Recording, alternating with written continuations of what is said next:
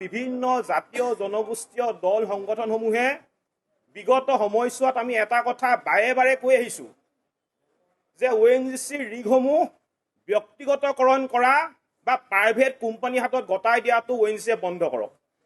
কিন্তু ONGCয়ে আমাৰ কথা নুশুনি নিজৰ মৈমতালিৰ মতে কামবিলাক কৰি আছে। আজি ONGCয়ে অসমত তৈলৰ খনন কৰা 65টা বছৰ অতিক্ৰম কৰিলে আৰু 65টা বছৰ অতিক্ৰম কৰা এটা কোম্পানীয়ে এটা দুৰ্ঘটনা হ'লে এই দুৰ্ঘটনাটো নিয়ন্ত্ৰণ কৰিবৰ পৰা যিখিনি উন্নত কৌশল বা উন্নত প্ৰযুক্তিবিদ্যা থাকিব লাগে সেই উন্নত কৌশল বা উন্নত প্ৰযুক্তিবিদ্যা বৰ্তমান সময়ত ONGCৰ হাতত নাই। ONGCয়ে কেৱল মাত্ৰ অসমীয়া মানুহক দুৰ্বল বনাই অসমৰ পৰা তেল খনন কৰি আছে। অসমীয়া মানুহৰ ভৱিষ্যতক লৈ ONGCয়ে কেৱল মাত্ৰ ONGCয়ে খেলা কৰি আছে। আপোনালোকে মন কৰিব ONGCৰ যিবিলাক ৰিগ আছিলে এই ৰিগসমূহ প্ৰাইভেট কোম্পানীক গতাই দিয়াৰ ফলত ONGC লাহে লাহে নিবনুৱাৰ নিযুক্তিৰ যিটো সংখ্যা এই সংখ্যাটো কমি আহিছে। 1991 চনত ONGCত 12,735 জন অসমীয়া বিষয়া আৰু কৰ্মচাৰী আছিলে আৰু আজিৰ তাৰিখত যদি আমি চাবলৈ যাওঁ ONGCত কেৱল মাত্ৰ 2400হে কিন্তু এতিয়া কৰ্মচাৰী আছে। তাৰ ফলত কি হৈছে?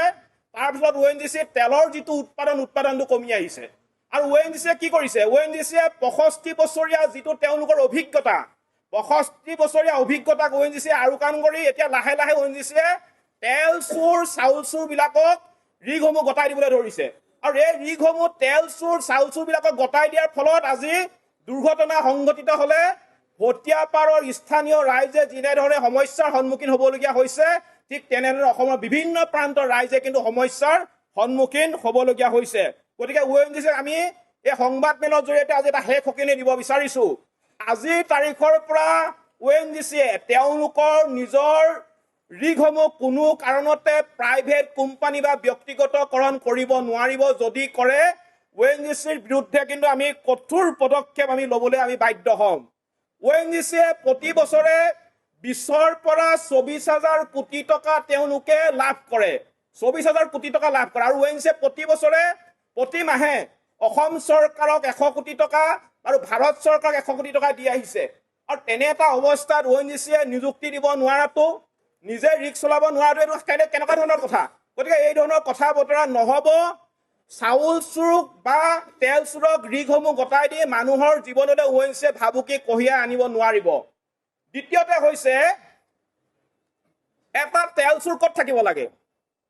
এটা তেল চুৰৰ স্থান হৈছে কাৰাগাৰ আৰু কাৰাগাৰত থাকিবলগীয়া মানুহটোৱে ONGCৰ ইডিৰ সমানে সমানে যদি AC ৰুমত বহি থাকিব পাৰে বা AC ৰুমত বহি যদি ঠাণ্ডা হাৱা খাই থাকিবলৈ হয় গুৰু গোসাঁই নমনাটো হ'বই। আজি সেই ঠিক তেনেধৰণৰ ঘটনা হৈছে। আজি ONGCৰ যে এইবিলাক ঘটনা হৈছে ঘটনাবিলাকৰ মূল মানুহটো হৈছে শ্ৰীকৃষ্ণ আগৰৱালা। বিগত 20টা বছৰ ONGCক ধ্বংস কৰা মূল মানুহটো হৈছে শ্ৰীকৃষ্ণ আগৰৱালা আৰু শ্ৰীকৃষ্ণ আগৰৱালাৰ বিৰুদ্ধে আমি জাতীয় জনগোষ্ঠীয় দল সংগঠনসমূহে প্ৰতিবাদ কৰি আছো। আমাৰ কথা স্পষ্ট, শ্ৰীকৃষ্ণ আগৰৱালাক গ্ৰেপ্তাৰ কৰিব লাগিব, SK পেট্ৰক ব্লেকলিষ্টেড কৰিব লাগিব। কাৰণ শ্ৰীকৃষ্ণ আগৰৱালাৰ ভুলৰ কাৰণে SK পেট্ৰৰ ভুলৰ কাৰণে আজি ভটিয়াপাৰাত থকা খিলঞ্জীয়া মানুহখিনিয়ে জীৱন মৃত্যুৰ লগত আজি যুঁজি থাকিবলগীয়া হৈছে। আজি শ্ৰীকৃষ্ণ আগৰৱালাক ৰিগসমূহ গতাই দিয়াৰ ফলত লাভান্বিত কোন হৈছে সেই কথাটো সকলোৱে জানে।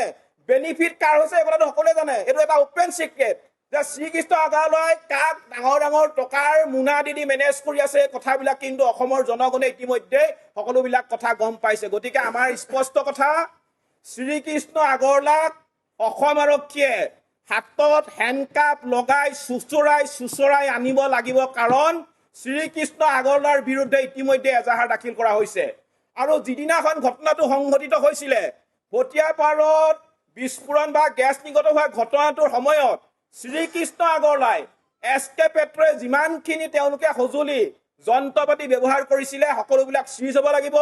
সেইদিনাখন SK পেট্ৰৰ যিসকল কৰ্মচাৰী তাত নিয়োগ হৈ আছিলে তেওঁলোকক আটক কৰি সোধা পোছাৰ কাৰণে আনিব লাগিব। লগতে শ্ৰীকৃষ্ণৰ আগৰৱালাৰ বিৰুদ্ধে অসম আৰক্ষী অৰ্থনৈতিক অপৰাধ অনুসন্ধান শাখা অসম আৰক্ষীৰ অৰ্থনৈতিক অপৰাধ অনুসন্ধান শাখাই এটা নিজাববীয়াকৈ গোচৰ ৰুজু কৰিবৰ কাৰণে আমি অনুৰোধ জনাইছোঁ। কাৰণ শ্ৰীকৃষ্ণৰ আগৰৱালাৰ বিৰুদ্ধে GSTকে ধৰি বিভিন্ন ধৰণৰ কৰ ফাঁকি দিয়াৰ কিন্তু অভিযোগ আছে।